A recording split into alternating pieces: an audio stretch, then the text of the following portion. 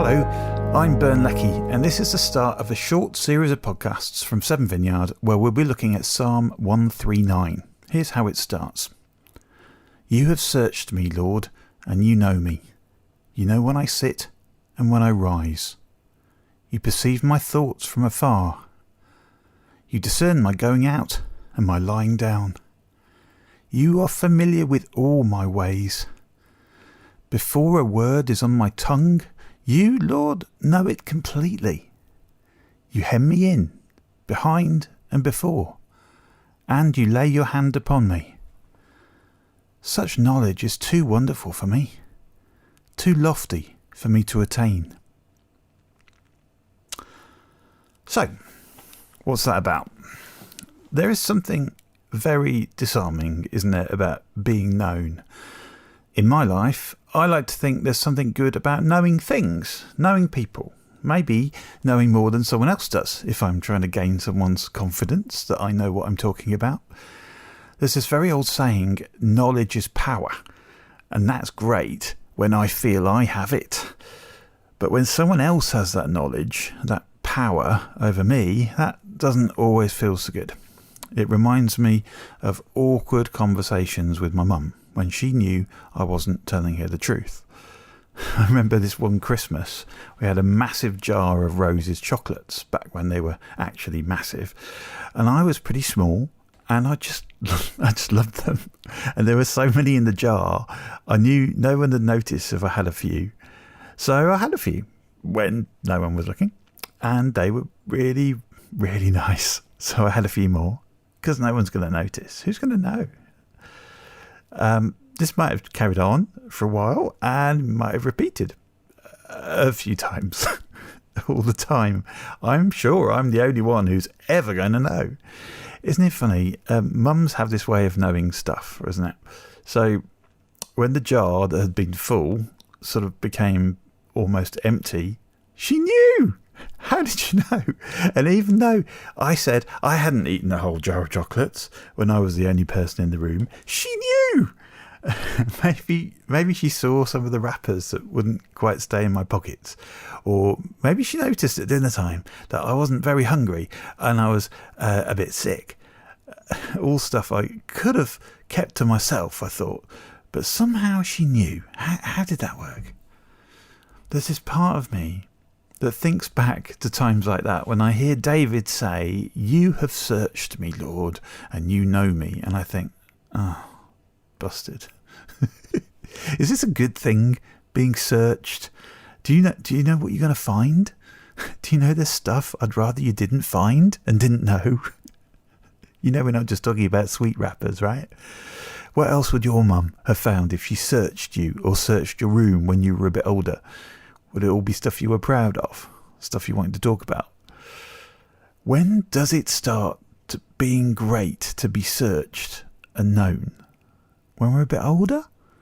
And that's when we start going for jobs and we want people to know all the good things about us and stuff we're passionate about, stuff we're good at, stuff we want to be known for. But if there's stuff we can keep hidden away, well, that'd be fine too, right? I remember one of my first job interviews, I was really keen for them to know how good I am at spreadsheets and data and how good I thought I could become at their stuff. But I'd rather they didn't know how stressed I got dealing with difficult people, which is kind of the job, or how much I hated wearing a suit, or getting up early in the morning, or how little I'd got paid in my last job. And I was lucky I didn't really have anything to hide. And these days, people leave their whole history of nights out and thoughtless words, sometimes embarrassing, hurtful things, out there on the internet. And it's all ready to be searched. And employers do search. So we all learn to be careful. Do we really want to be searched and fully known? I think it's quite possible those words, you have searched me, might fill you with dread. Me too. I like to think I don't mind people knowing me, but searching and knowing me that well. Okay, David. He's writing Psalm 139. He's a king. He's got a rule. He has power. He can only hold it if he has knowledge. I wonder how many battles he won because he knew better than his enemies. I wonder how many people were loyal to him because he kept their secrets. He had to make decisions every day. He had to lead. So he had to know what's going on with other people. Can you see how he's flipped that around here, though? He's talking to God and saying, you know me. You know me so well. You know everything about me. I can't hide things from you. I can't be clever. I can't get the upper hand in negotiations with you. It can't be my job to lead you. It's yours to lead me, says King David, the king. Wow. Can you see how vulnerable he is? And is he feeling good about it? Yes. Wonderful, he says. Look at that last verse. Such knowledge is too wonderful for me.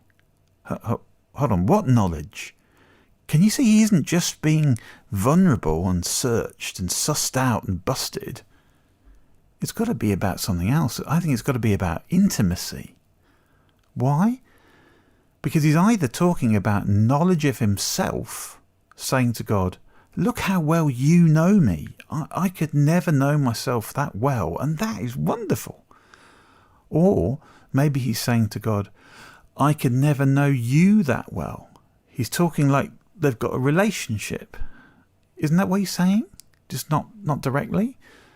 I'm sure that the knowing that David's talking about is far beyond the intelligence he could ever have about other people.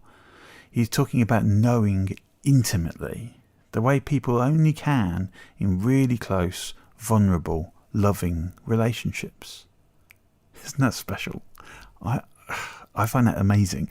It's amazing enough for me that I've grown over time to want at least a few people to know me that well, to know me fully. The people who are close enough to see sweet wrappers in my pockets, the people who want to know why I'm not feeling like food at dinner time, those people, I'm very glad I've got one or two of them in my life. They are my family, and I'm as close to them as they are to me. Isn't it even more amazing, though, that we can count God in at that level of intimacy and with that much love? You know, some people think about God as remote, and maybe he's powerful. Maybe he knows everything about everything. Yeah, because he's omniscient. He's God. But is he welcome to us like that? Like he is to David? Are we happy to celebrate being vulnerable and open to God the way David is? Does it make us feel amazing that we don't even have to do anything and sit through an interview and make a case and impress God for him to accept us into his family? Can we even imagine family life with this much love? Getting close without getting hurt, being vulnerable without being shamed. Even if we know, like David, there's a bunch of stuff we'd love to hide from everyone else. I think being known like that is more than amazing. It's life-changing. So, do we want to let God not just know us, but let us know, like he let David know through his Spirit, how much he loves us, how much he knows us, and how much he values us this week?